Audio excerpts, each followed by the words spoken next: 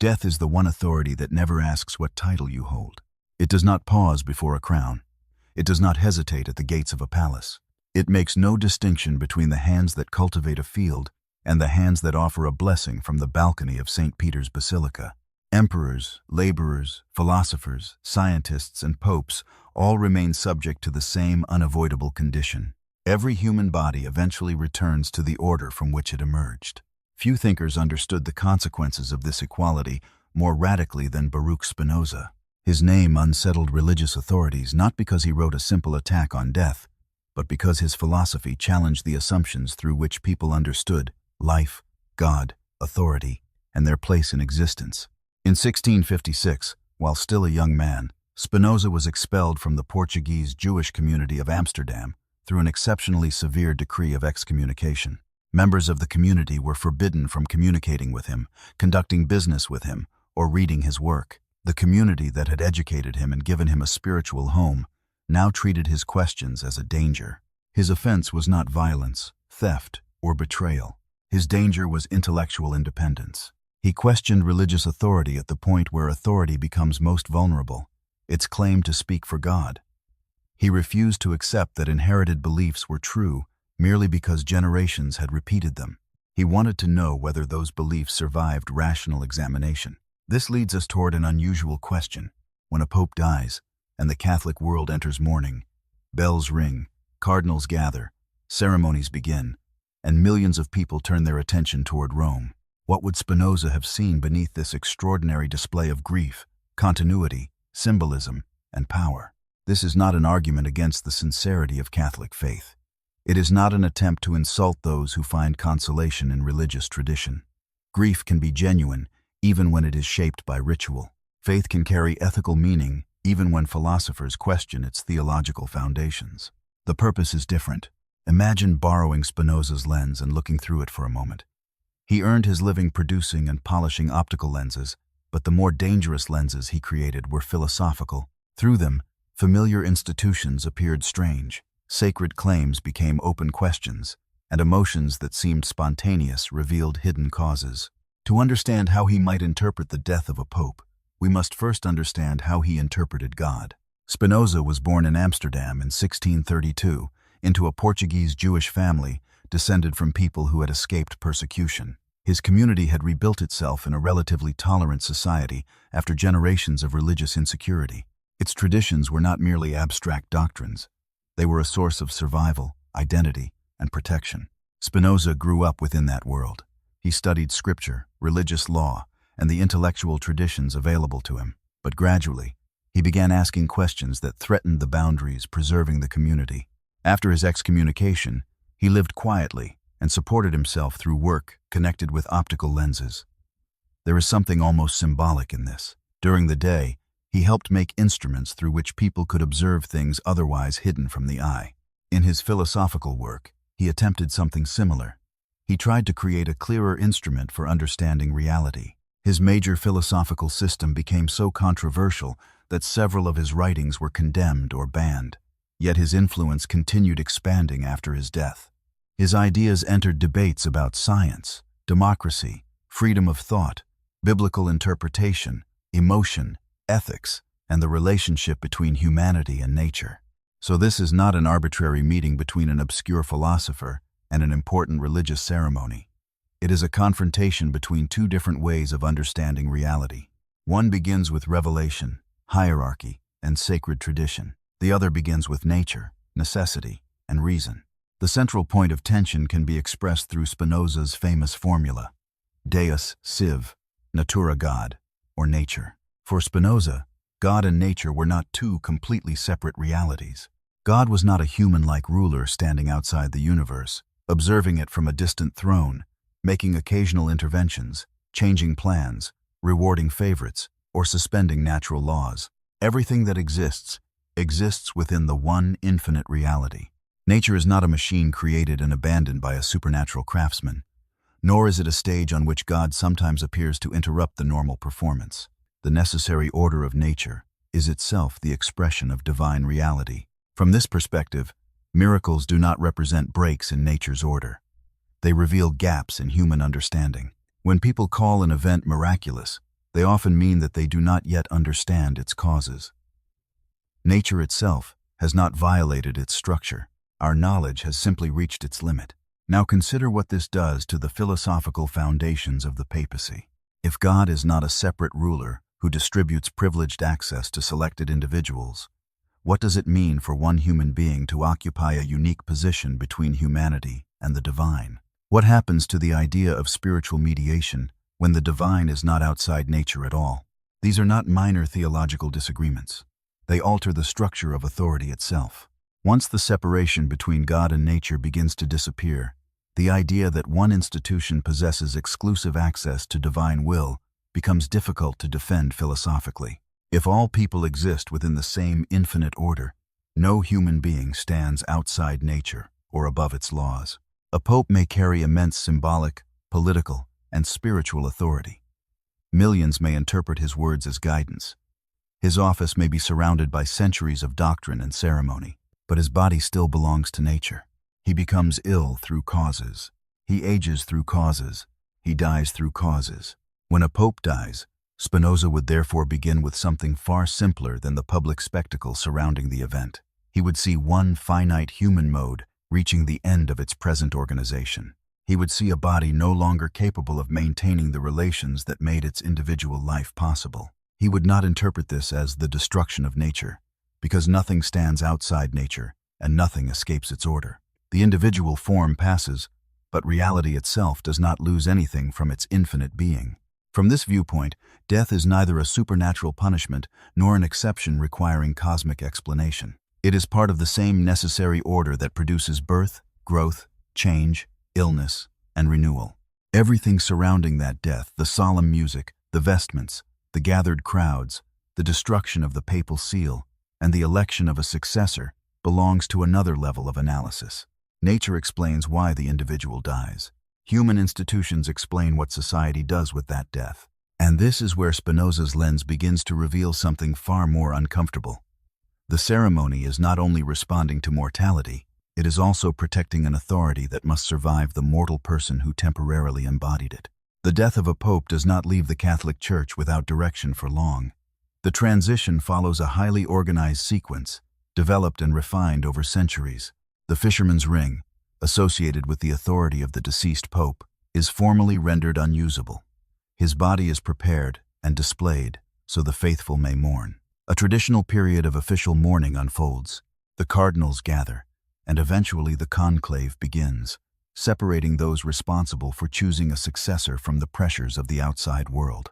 Each gesture carries history. Each object possesses symbolic weight. Every movement tells the faithful that although one pope has died, the office continues.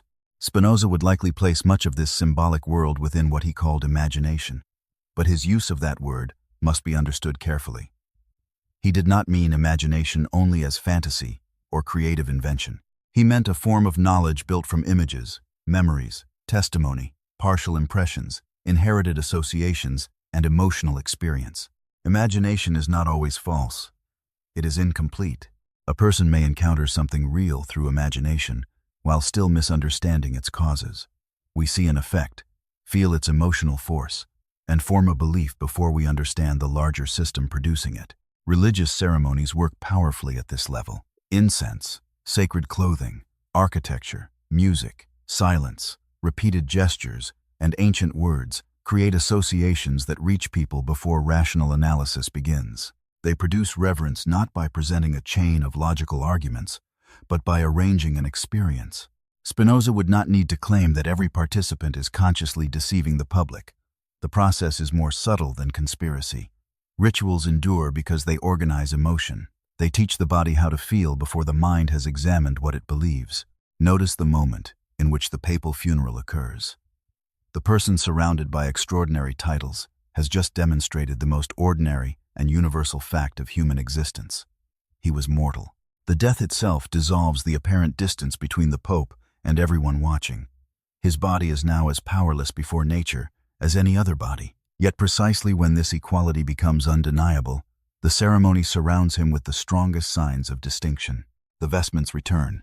The titles are repeated. The sacred spaces fill with dignitaries.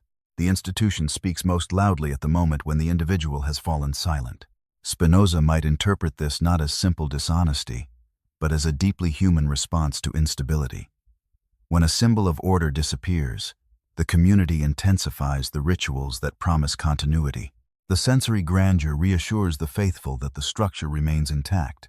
The man dies, but the chair survives. The voice disappears, but the office continues speaking. The ring is destroyed, but another ring will be made.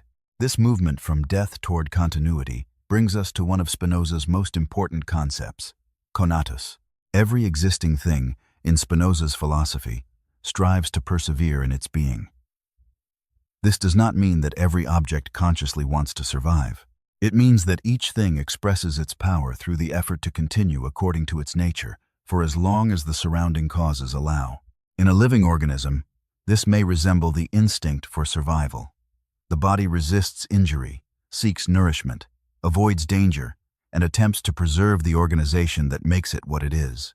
Human institutions also display something similar. A church, state, corporation, political movement, or family tradition develops ways of preserving its identity. It creates laws, offices, rituals, stories, and systems of succession. It remembers some events while forgetting others. It rewards conduct that strengthens it and resists ideas that threaten its continuity. The Catholic Church possesses an extraordinarily powerful institutional conatus. It has survived empires, wars, schisms, scandals, scientific revolutions, political transformations, and enormous changes in culture.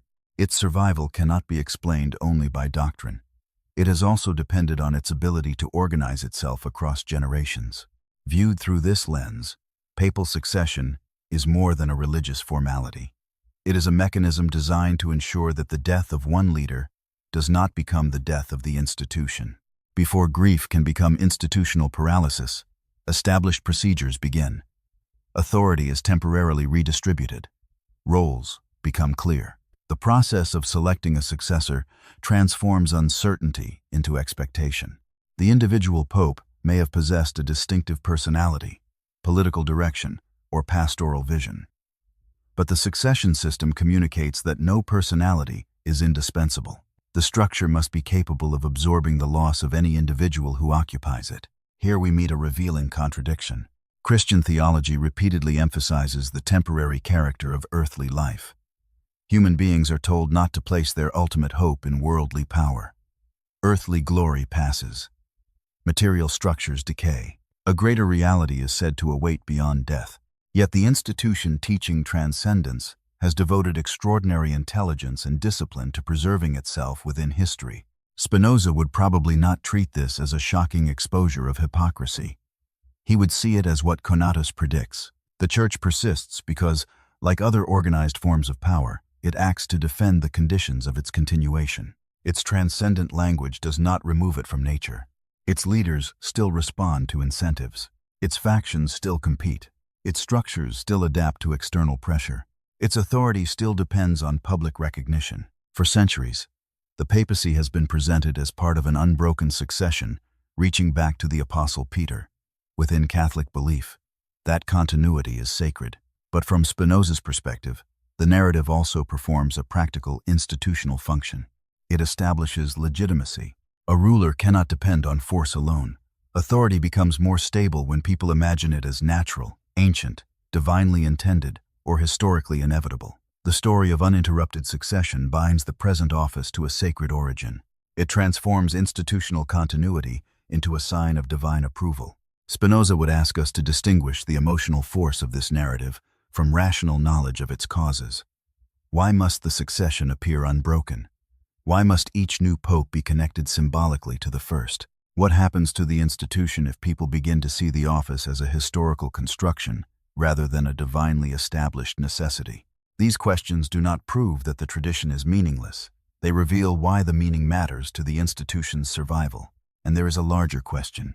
If an institution requires such elaborate mechanisms to preserve continuity after the death of one leader, does that display its strength? Or does it reveal the vulnerability hidden beneath its permanence? Perhaps it reveals both. The ceremony demonstrates organizational power, but it also exposes a permanent danger. Every institution embodied by mortal people must repeatedly solve the problem of mortality. The Pope dies. Authority cannot be allowed to die with him. The ritual, therefore, transforms the anxiety created by death into obedience to continuity. And to understand how that transformation works, Spinoza would direct our attention toward two emotions that have shaped religious and political power throughout history: fear and hope. In the theological political treatise, Spinoza examined the relationship between superstition, emotion, and political authority. His argument was unsettling because he did not treat superstition as mere foolishness. He connected it to the uncertainty of human life. When people understand the causes governing events, they are less likely to interpret every change as a personal message from invisible powers. But when they feel powerless and cannot predict what will happen, imagination begins filling the empty spaces. Fear asks what terrible event may be approaching. Hope imagines that rescue may arrive. These emotions appear opposed, but they are closely connected. We hope because the desired outcome is uncertain, and we fear because its opposite remains possible. The same person can move rapidly between them. A papal death produces precisely this emotional mixture. There is sorrow over the individual. There may be fear about the direction of the church, anxiety about unfinished reforms, concern about internal conflict, or uncertainty about the next leader. At the same time, hope rises. The faithful may hope that the cardinals will be guided wisely, that the successor will preserve what they value, correct what they oppose, unite divided factions, or address crises that the previous pope could not resolve. Spinoza would not dismiss these emotions. He would ask what causes them, how they circulate through a crowd, and who gains power by organizing them. People who fluctuate between fear and hope often search for an authority capable of ending uncertainty. They want someone to interpret events, promise stability, identify danger, and provide a direction. This creates fertile ground for religious and political leadership. The strange power of a papal death is that it could open a profound confrontation with mortality, yet the event is quickly absorbed into an institutional narrative. Instead of remaining with the unsettling equality revealed by death, public attention shifts toward succession. Who will be chosen? Which faction will prevail? Will the church become more conservative or more progressive? What name will the new pope take? What will the color of the smoke reveal? The mystery of death becomes a story about the future of the institution. This does not make the grief unreal. Millions may feel genuine sorrow for someone they never personally met. Human beings form emotional relationships not only with people, but with symbols, offices, stories, and communities. A pope may represent continuity, moral guidance, childhood faith, cultural identity, or hope for reform. Spinoza would describe this as a collective affect, an emotion moving through many bodies at once, strengthened through mutual imitation. We see others mourn, and their sorrow influences ours. Images circulate, bells sound, crowds assemble. The emotion becomes larger than anything a solitary person might have felt. The rational task is not to mock this wave or pretend to stand completely outside it. The task is to understand it without surrendering our judgment. Where did the emotion begin? What object is it truly attached to? Are people mourning a man, an office, an imagined future, or the possible disappearance of a world in which they once felt secure? Understanding an emotion does not destroy it. It changes our relationship to it. An emotion whose causes remain obscure controls us differently from one we can examine. Spinoza distinguished three broad kinds of knowledge. The first is imagination.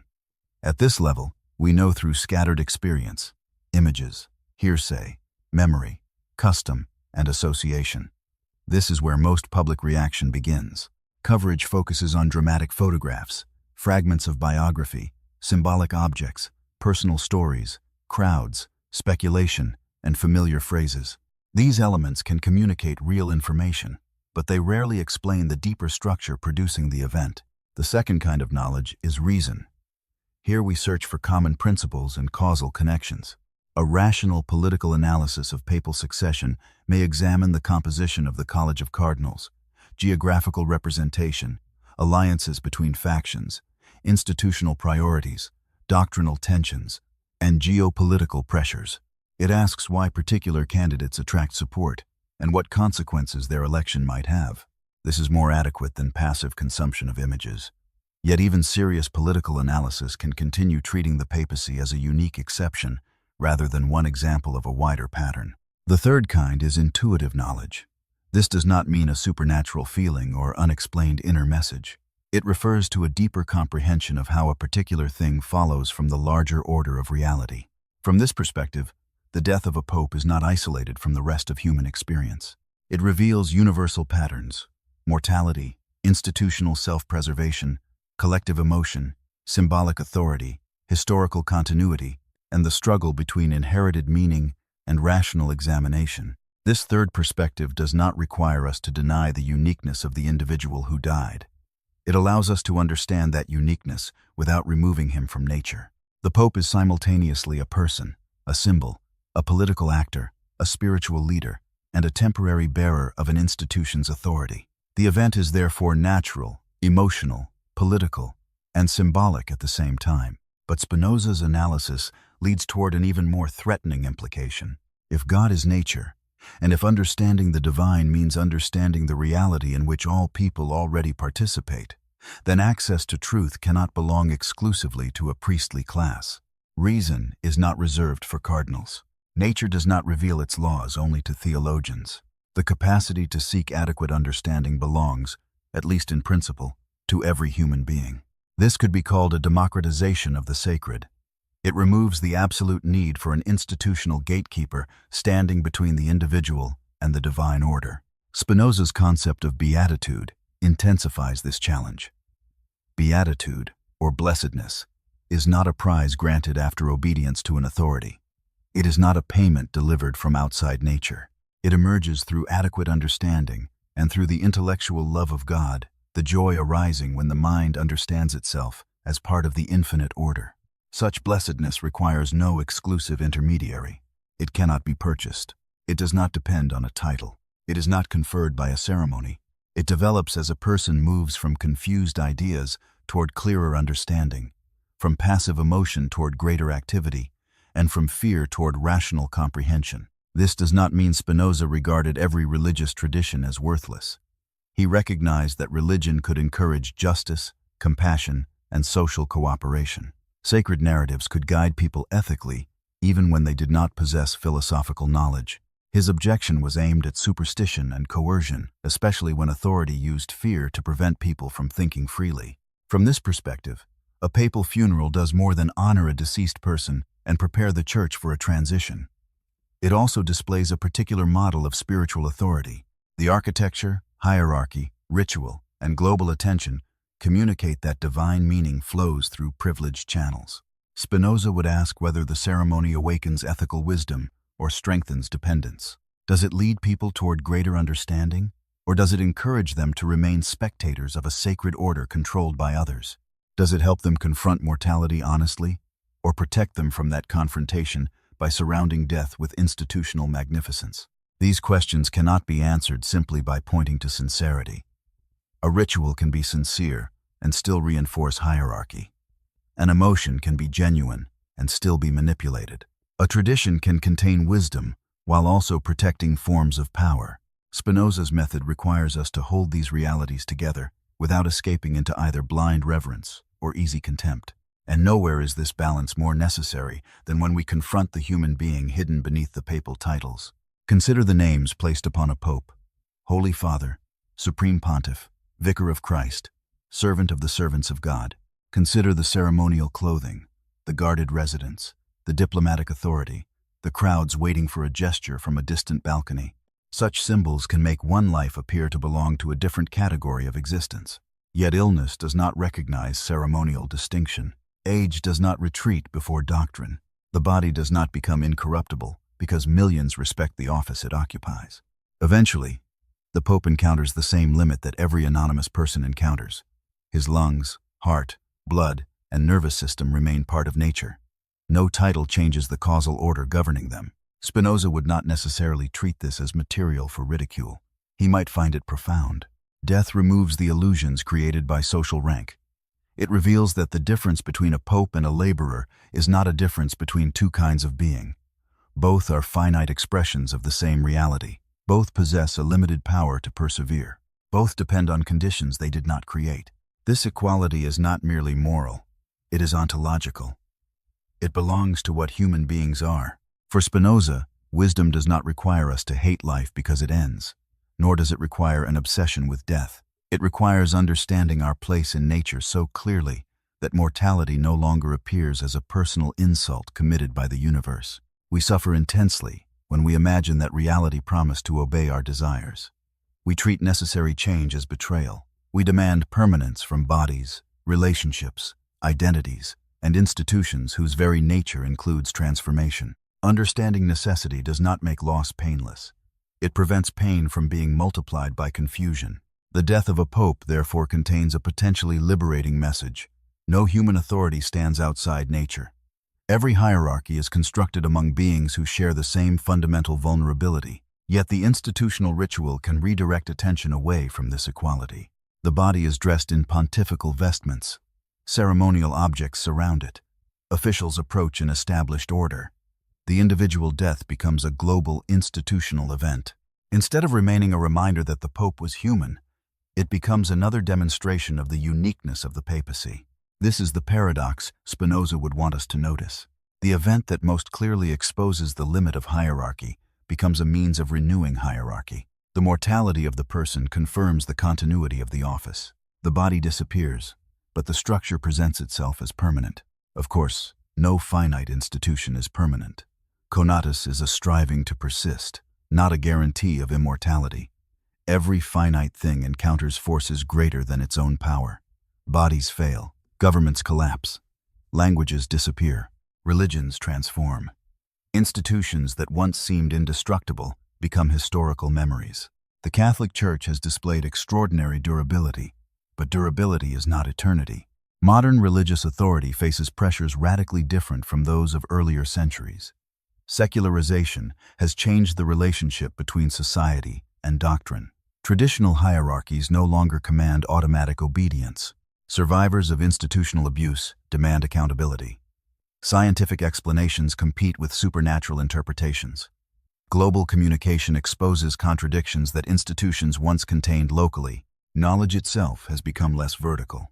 Texts once preserved behind institutional walls can now be accessed by ordinary people within seconds. Historical documents, theological disagreements, philosophical criticism, and alternative interpretations circulate without clerical permission. This does not mean reason has defeated superstition. The internet spreads confusion as easily as knowledge. But the old monopoly over access has been weakened. A person no longer needs to enter a monastery, university, or seminary to encounter forbidden questions.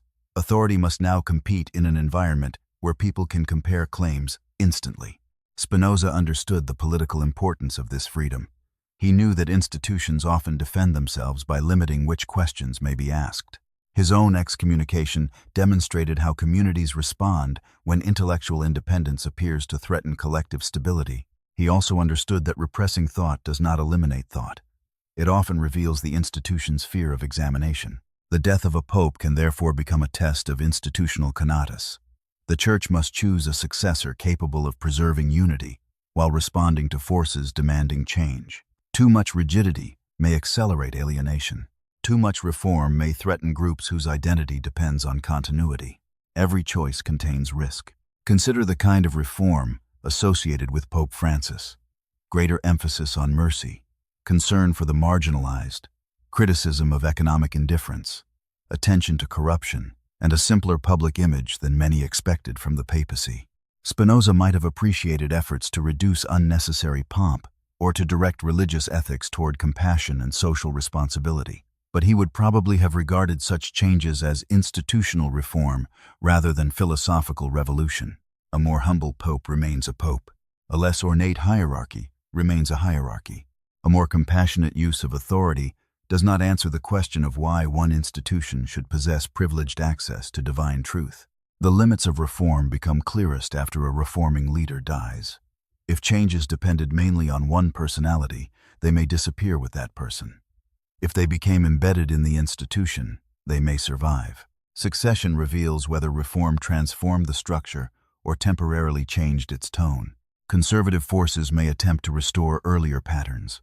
Progressive voices may insist that unfinished changes continue. Both sides invoke continuity, but they often mean continuity with different moments of the institution's past.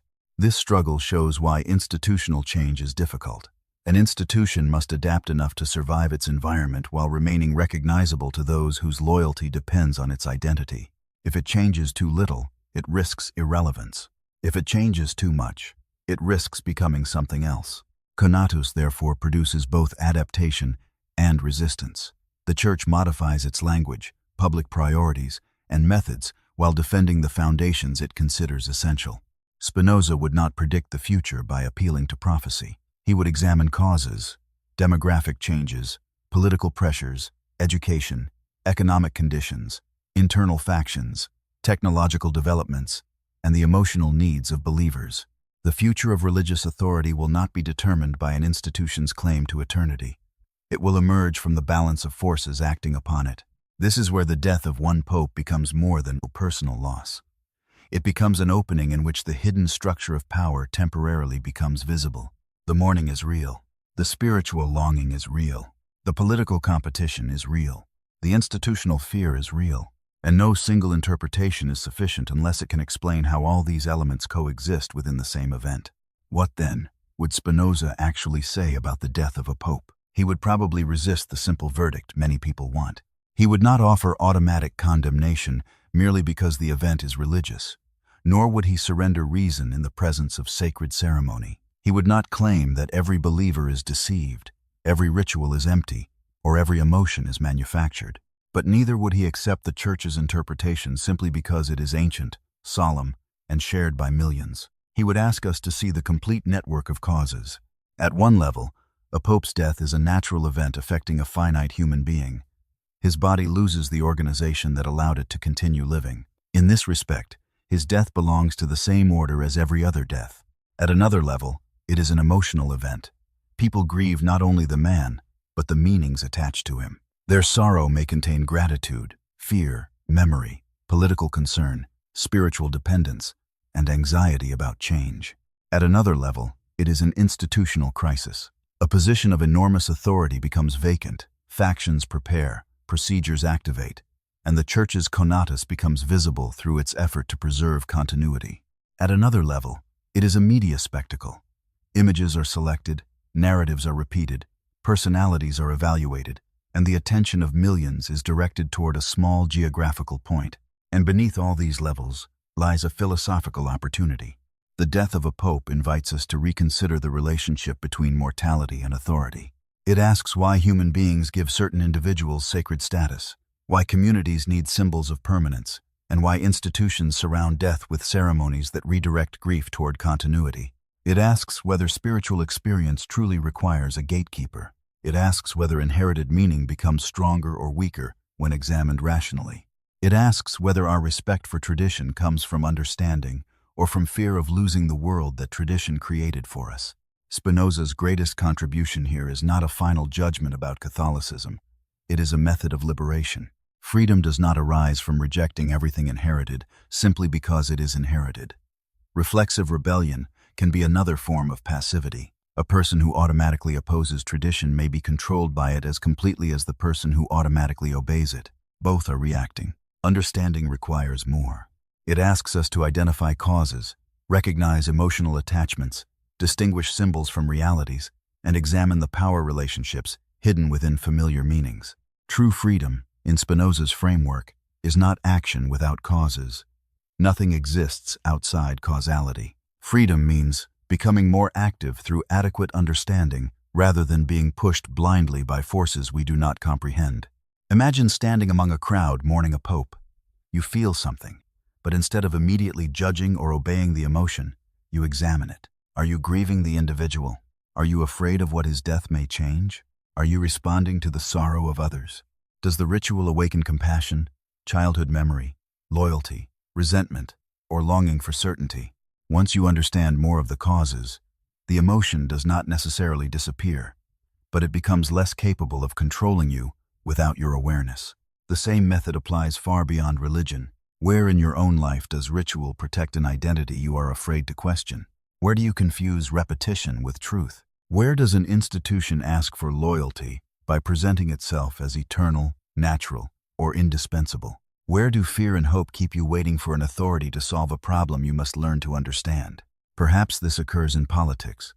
A leader disappears, but the movement immediately produces another symbol. Supporters transform uncertainty into loyalty. Opponents react with equal passion. Both sides become caught in emotional waves they rarely examine. Perhaps it occurs in a family.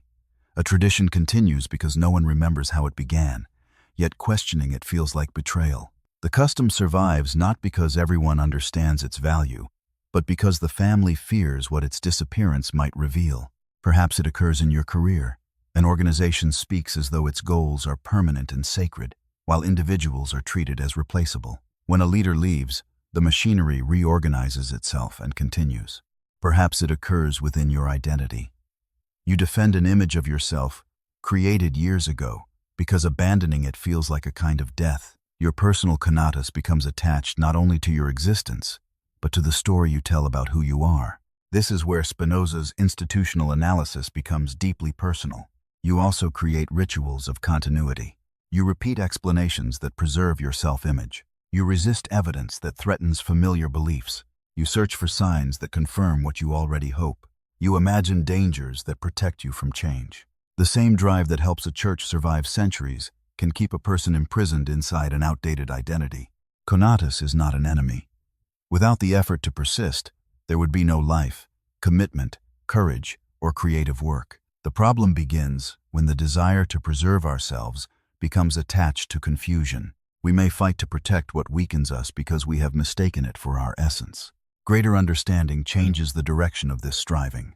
Instead of preserving every habit, belief, and emotional dependency, we begin protecting the conditions that increase our real power to think and act. This is why Spinoza connected knowledge with joy. An adequate idea expands our capacity. It allows us to participate more consciously in reality, instead of exhausting ourselves in resistance to what we do not understand. The death of a pope can therefore become something more meaningful than a contest between faith and unbelief. It can become a mirror. It shows us mortality without exception. It shows us institutions fighting to outlive individuals. It shows us emotion spreading through communities. It shows us symbols transforming uncertainty into continuity. And it shows us how easily human beings allow inherited narratives to interpret reality before they have examined it themselves. You do not have to abandon faith to ask these questions. You do not have to despise ritual to understand its function. You do not have to mock authority to examine its foundations. But you must be willing to see. Spinoza paid a severe price for that willingness. He lost his place within the community that formed him, yet he refused to exchange intellectual independence for social acceptance. His life remained modest, but the lens he created continued working long after the authorities who feared him disappeared. That may be the deepest lesson hidden inside this question. A pope dies, and an institution begins searching for continuity. A philosopher dies, and his questions continue disturbing the structures that tried to silence him. One kind of power survives through office, ritual, and succession. Another survives because an idea, once understood, no longer needs permission. So when the bells ring, when the crowds gather, and when the old ceremonies begin again, do not ask only who will become the next pope. Ask what the ceremony is teaching you to feel. Ask what the institution is struggling to preserve. Ask which part of your response comes from understanding and which part comes from inherited imagination. Most importantly, ask where the same pattern is unfolding within your own life. Are you acting from greater knowledge or defending a structure inside yourself simply because it has existed for a long time? Share where you see this struggle between continuity and change in religion, politics, culture, family, or personal identity. And if you want to continue examining the hidden causes beneath familiar beliefs, subscribe for the next philosophical exploration. Until then, do what Spinoza spent his life teaching others to do. Keep questioning what appears obvious. Keep searching for causes beneath appearances, and keep polishing the lens